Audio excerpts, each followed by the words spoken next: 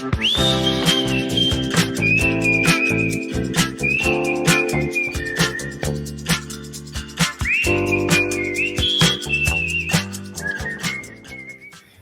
you very much. Listen, all of us are here because we have some interest in general semantics. Most of you seem to have been here a number of times, these kind of meetings. Some of us are newcomers to this particular kind of session, and I'll try to speak here, I guess. So I'm a newcomer. I haven't been before, but one thing that's brought me here to the general semantics meetings are, a couple of years ago, I read a novel by Houellebecq, and it's called The Map and the Territory. And interestingly enough, what I was surprised to find out is that it doesn't seem like this book is referenced anywhere in the general semantics literature. And that's particularly interesting because Houellebecq, in a footnote to the French first edition in 2010, mentions this link, his link with Korzybski. So this started me on an odyssey to discover more about the field, as well as current fiction and nonfiction, learning environments, and artificial intelligence. And what I'd like to propose to you is that by linking these elements together, nonfiction, fiction, learning environments, and artificial intelligence, those involved with general semantics can gain some measure of appreciation and recognition to the contributions they could make to facing the future. Now, why do I say that, and why take this course? Well, here, I got to get my dance steps. So one of the things I was doing in my odyssey is I started reading Chris Mayer's book. I was on a panel with him at the Media Ecology Association a few years ago, and he's written a great book here, in my estimation, in terms of general semantics, Dear Fellow Timebinder, and it goes through, I think, a very great overview of the field and the key players in the field, a number of the key articles, key concepts. It was truly very helpful to me, very readable. Anyway, one thing that he said stuck with me, in which he said that the heyday of general semantics, in his estimation, was the 1940s. And I'm going, whoa, the 1940s. So in general semantics fashion, I wanted to corroborate that, and I wanted to test that. So one thing I did is I did a Google Books Ngram viewer. The Ngram viewer basically gives you the frequency a word or a phrase appears in all the 40 million books that Google has scanned and into a digital form. So that seemed to corroborate what Chris was saying. See, so it was like the 40s and 50s. By the same token, Chris is also, he's a devotee to the discipline, and he's very, very much, touts its merits and really the things that should be continued and sustained in general semantics. So I also tried to endeavor to just verify that also. So if you look at Google Scholar, the citations have been going up over the years. So clearly for scholars, general semantics remains a really significant source. So anyway, popularly and scholastically, how do we kind of bridge those things? So what I'd like to suggest is perhaps linking to works like Houellebecq's might give us some measure of connection, or might help in kind of get some measure of popularity for general semantics. Okay, so how do Houellebecq's novels relate to general semantics? Have any of you read Mikhail Houellebecq's works? One, maybe two. Terrific, very good. Well, I'm not going to concentrate on all of them. He has like about 10 some odd books, mostly novels, a few other types of things. Very controversial in France, and I'm not going to get into that, but I'm going to talk a little bit about The Map and the Territory and The Possibility of an Island. The former from 2010, the other one from 2005. So just basically The Map and the Territory is the story of Jed Martin, and he's an artist.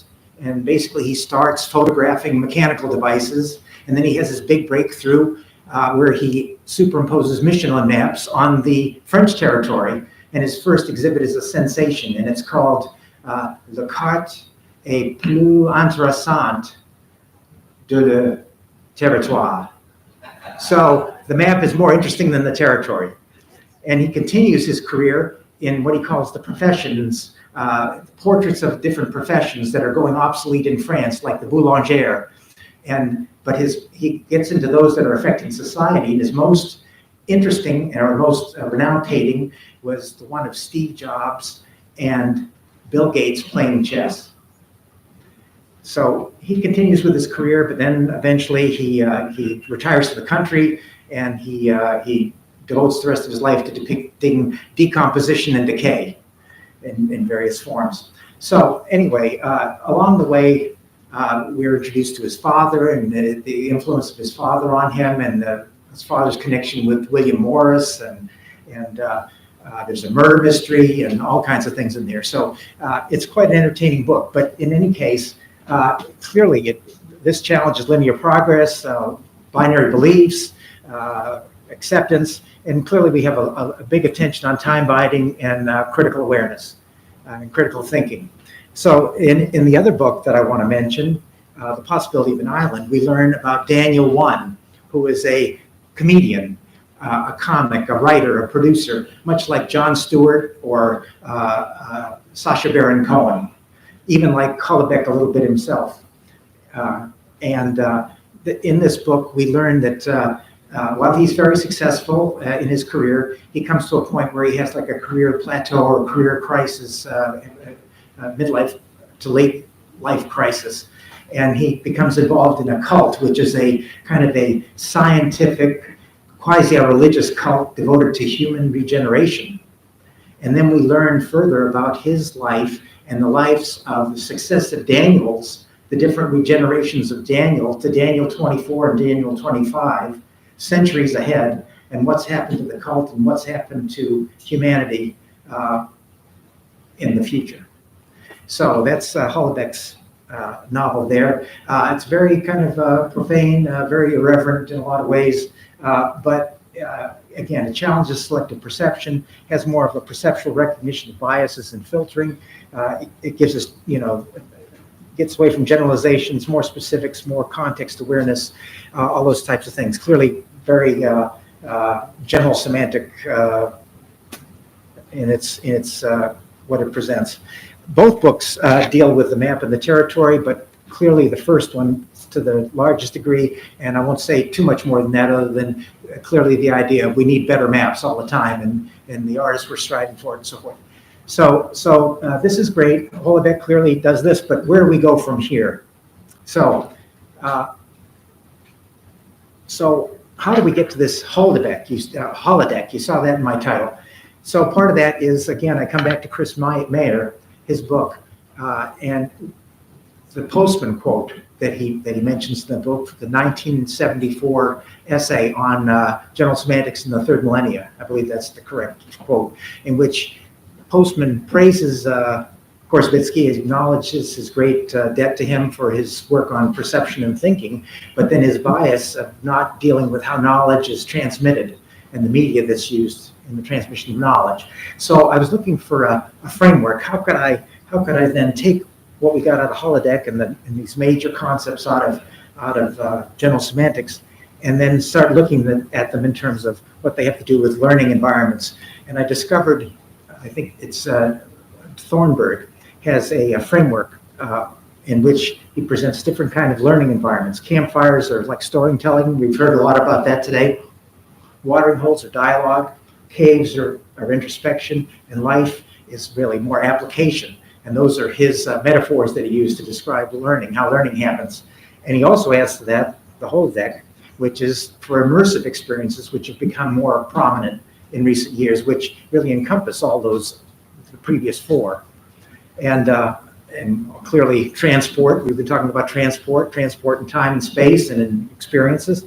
So that's what he's talking about. But what I like about his framework is also, it not only encompasses traditional practices that are like in learning, but also the digital media and how that can be stacked up against it. And so that's Thornburg, but also AI can be added into this, which is what are the potential impacts of AI to these arenas? And it allows us to bring in resources such as Ethan Mollick, one of the best books I've seen on dealing with AI, called Co-Intelligence.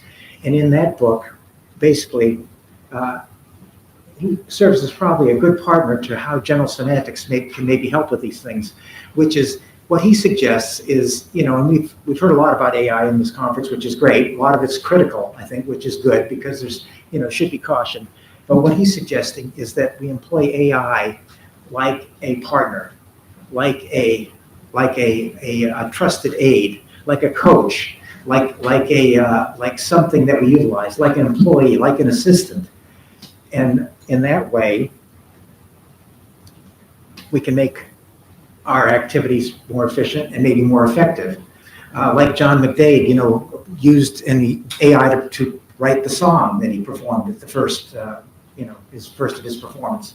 And when Tom talks about music, well, clearly AI writing a song isn't really that maybe is going to be as effective, but maybe if you used AI like a piano or like an instrument and so forth, it helps you develop that kind of emotive feeling you're trying to get. One thing about AI, you can do things over and over and over again and it doesn't get tired. So until you get to where you want to go. Anyway, so there's that. So where do we go from here? How do we get back now to Houellebecq and other recent fiction, nonfiction writers? Well, we've got a framework. And what I'm suggesting is this framework can be helpful as we look at future challenges and opportunities. And we can bring in different examples of fiction and nonfiction to help us inform the future challenges that we might address with general semantics. And of course, one of those we heard from Marianne Wolf on our first evening, in which she talked about the challenge of the digital environment to reading and how we need to cultivate deep reading and related analytical skills. And clearly that matches up with what we're trying to do here in general semantics. Another source is Jürgen's book about, we heard this afternoon about the effect on the environment. Jürgen talks about the rise of fossil fuels, the creation of new fuels, the rise of green energy, and how the challenge we face now is because our whole infrastructure is based on fossil fuels. How do we make the conversion? And so making a path to a lower carbon world, that is certainly a place where time binding and general semantics and AI and other things are going to be needed. Another great source is Suleiman's book, The Coming Wave, which is about AI and generative biology, synthetic biology, CRISPR, other kinds of devices that are being used now. And again, critical thinking is going to be very important because we have a lot of benefits there, but there are many dangers, and we're going to have to navigate that path. And clearly, critical thinking is going to be important to help us keep control of our technology. The last two areas are, in 2019, there was a really great collection of fiction by Ullman et al. That they're the editors, called Future Tense Fiction. This is a collection of short fiction stories, ranging from Okafor's The Mother of Invention, about a pregnant woman who is protected by a smart house, all the way to Anders' book, Charlie Jane Anders, I think her name is. Quite a few women and so forth. Okafor's a Nigerian lady. But where they were very prescient in 2019, talking about smart technology and self-driving trucks and the interruption of supply chains. And that kind of thing is clearly going to need more awareness and is what we're going to be encountering more of. And finally, lastly, a book I'd like to mention is Nagamatsu's How High We Can Go in the Dark, which is a novel that came out a couple of years ago, which is about basically it's a number of years from now in the future, but it's an Arctic plague, which depends upon the Earth, unlocked from the melting in Siberia. And it's in the various chapters, the various vignettes about people, how they're dealing with this Arctic plague, including a portion of the population that is sent into space on a probe to find a new planet, to colonize another planet, to find a habitable planet where humanity can continue, while those back on Earth try to overcome the Arctic plague and climate crisis that continues. So it's a great book, great story. But again, that gives us clearly another example of we're going to need lots of new maps here for the territory that we face.